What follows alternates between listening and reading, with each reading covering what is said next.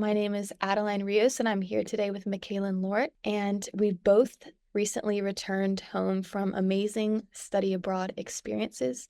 Today, I'm an AIFS Alumni Ambassador, thanks to the experience I had in San Jose, Costa Rica.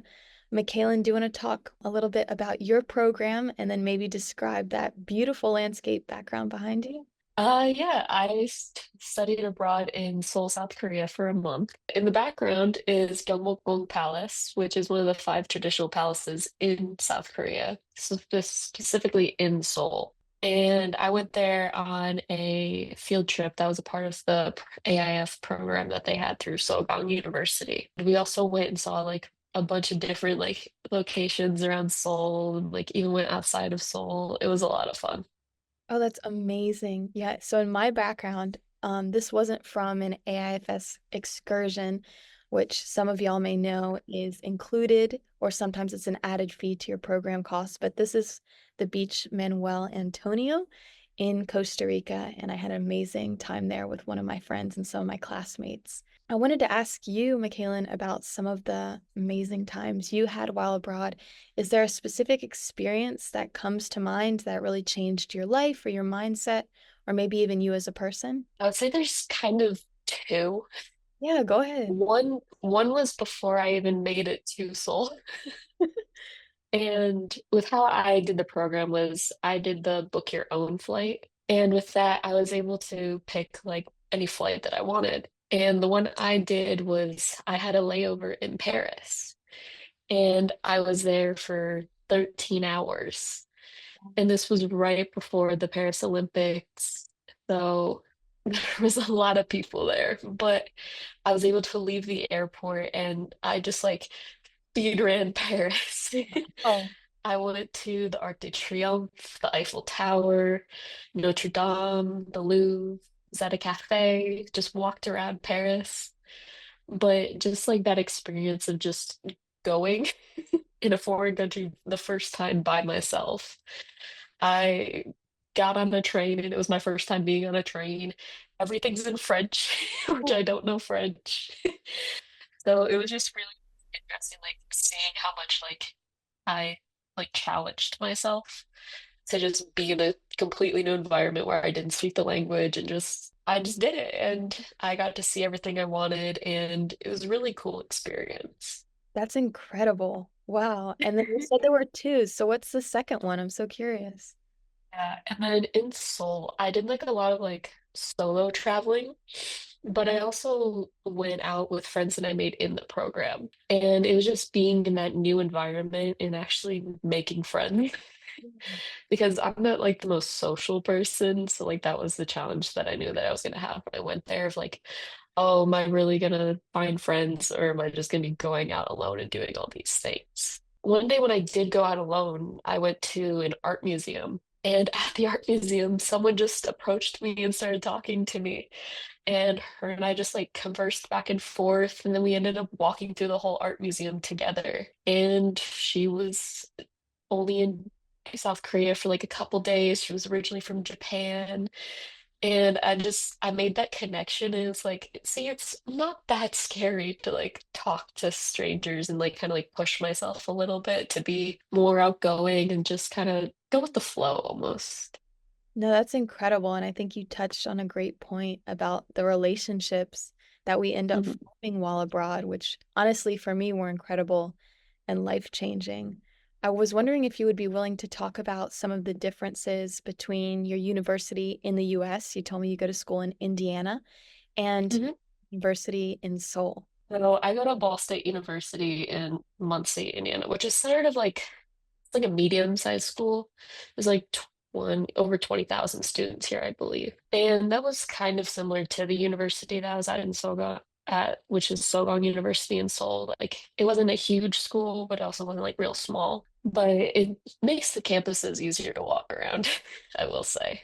But no, so the classes I took in Seoul, those were a little different than what I'm used to here because it was 4 days a week and it was 3 hour long class periods. which that's not how like my university runs classes. So our schedules are broken up into like Monday, Wednesday, Friday classes, and then Tuesday, Thursday classes. And typically, like your Monday, Wednesday, Friday classes are 50 minutes, and your Tuesday, Thursday classes are an hour 15. So being in that 3 hour long class, it was kind of like, oh, this is a bit of an adjustment. I gotta kind of lock in, stay focused. But it really helped that like the professors that I had, like there was breaks built into the classes. So I took a Korean language course, which we had two professors for that actually. We had one professor for the first like 2 hours, and she had like a brief little 10-minute break after the first hour. And then there was another break at the second hour, and then that was when the next professor came in. And I really liked that because it helped you see like two different teaching styles and like they're speaking the same language, but everybody speaks differently. Like people who speak English differently. So it's just like seeing those differences, like even in pronunciation and like that sort of thing. That was really interesting and really helpful to see. And then my Korean society class that I took, that one was like a discussion class, which is really similar to like my honors classes that I take here through the honors college. Like I'm in one right now that's it's like some mini assignments, but it's mostly just discussion based, like participation in class. And that was what was a big part of the Korean society class that I took. No, that sounds incredible. I mean, I've studied Spanish my whole life, but I took a Hmm. dialects class while studying in Costa Rica, and I realized how little I knew about, the breadth that language Yeah. contains. You mentioned, like, we know that everyone speaks English differently, but I think we forget to apply that mindset sometimes to other languages. So it really Yeah. nice. Maybe on the subject of language, you mentioned you were studying a language while abroad. Could you talk about, that journey with the language, how you feel about it now, and maybe what apps or what methods you would recommend to future students going abroad who are going to learn their host country's native language? I speak Spanish also. I have a Spanish minor. Cool. So it's like I already am kind of familiar with like learning a language. So that obviously helps with learning another one. But I take Korean lessons here at a church that's behind my dorm because there's a Korean community here, which I did not know about. But they have Korean lessons there every Sunday. So I go there and I can be immersed in the community. And it helps me with learning the language and speaking it and actually listening to it. So that helped me before I even went to Korea. And I had already known how to read Hangul, which is their like writing system. So that helped with like transportation around because everything's in Korean. It's not in English. Still have like the Roman Latin letters, but it still is in Korean. It's just written like how the English letters are written. And so being able to read it, and then I also knew like basic phrases and being able to just kind of like listen and like just putting in an effort to be like, okay, you said this. I kind of know what that is, or just being able to like put it together by like context or body language, that sort of thing. I thought that was very like useful and actually allowed me to have more experiences speaking to locals, speaking to like my professors and understanding like what they were saying because my Korean language class was taught in Korean. Like first day, she didn't even say hi to us in English. It was 𝗟𝗘𝗧𝗦 and it was just straight Korean. And honestly, I think that helped a lot because it forced you to pick up words. Like it wasn't letting you fall back onto English and being like, oh, like just casually talking to somebody next to you in English. You actually kind of had to be like, okay, well, I need to say something to you in Korean because we're only supposed to be speaking Korean. And then like some apps that I used was like Papa Go really helps. It's like a translating app, but it's really like it's a Korean app, I believe. But that one I usually just use like if I needed to check a word or if I heard something and I wanted to translate it. I was like, oh, so that's what that means. And then there's also like a lot of YouTube content you can watch. I think the channel's like, oh, Billy Korean or Learn Korean with Billy, something like that. I can't exactly remember the channel name. I also used like Duolingo just to like learn the Hangul because you can like look at it. It helped you practice writing it. It helped you like listen it, repeat it, like that sort of thing really helped me learn the alphabet. And then just being like immersed, especially when you go to Korea, just like try to speak it as much as you can. Like don't just default to English. Like a lot of people like appreciated like if I would speak to them, I'd like greet them in Korean and be like 안녕하세요. Like I would say hi to them in that language and then be like, oh, like you speak Korean. And I'd be like, only a little. And then we would speak in English. But just like having that respect to be like, I know at least this in your language to at least acknowledge that.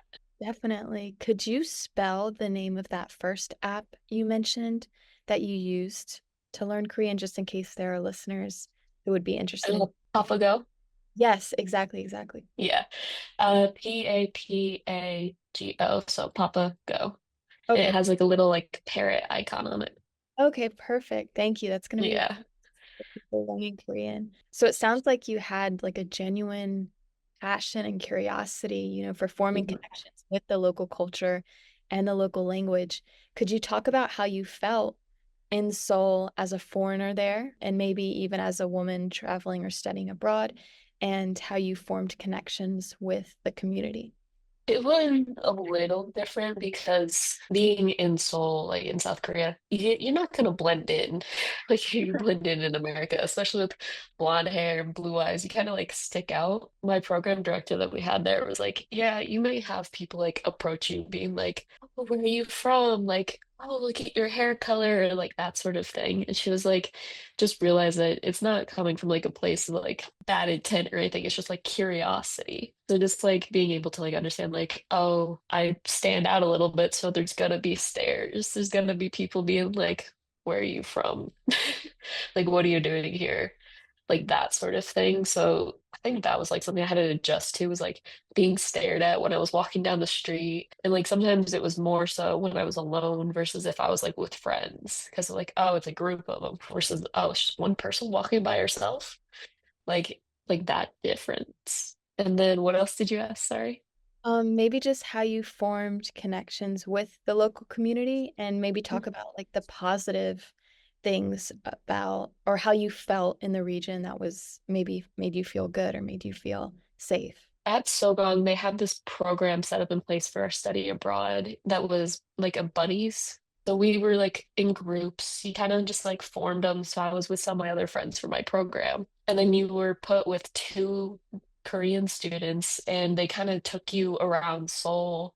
They took you to like some different events and like you did different activities. Like one day we went and did laser tag.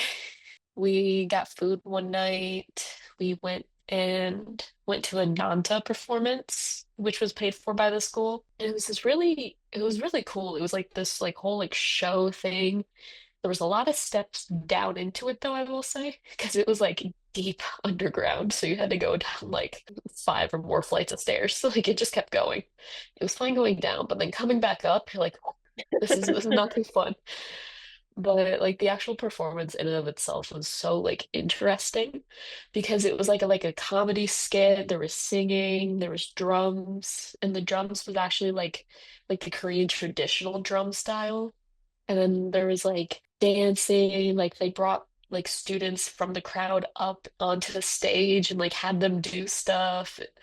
It was really cool to like watch. It was a lot of fun. For like the safety, I would say for Korea, like I felt so safe there. Like I was actually like comfortable walking down an alley alone at night, which is like something crazy that like you don't even think about really in America. You're like, no, like as soon as you hear footsteps behind you, you're like, oh, who's that? Who's behind me? I wasn't even like worried about that when I was there. Like if there was people behind me, I wasn't worried that they were gonna come up to me or anything.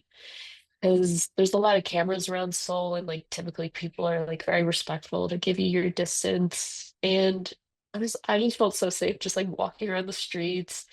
Like I didn't have any problems, especially like traveling alone.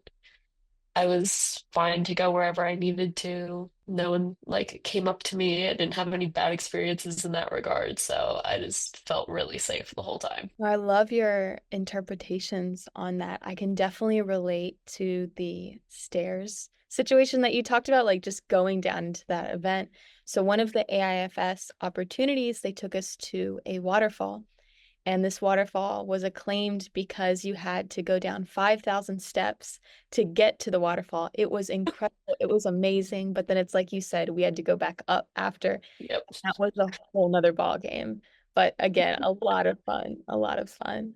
Two things. What would you tell McKailyn if you could talk to her before she studied abroad about the experience? And maybe what's something that you did or didn't pack that you would have want your younger self to pack? I would definitely tell myself to not be worried about not knowing anybody and that I will make friends.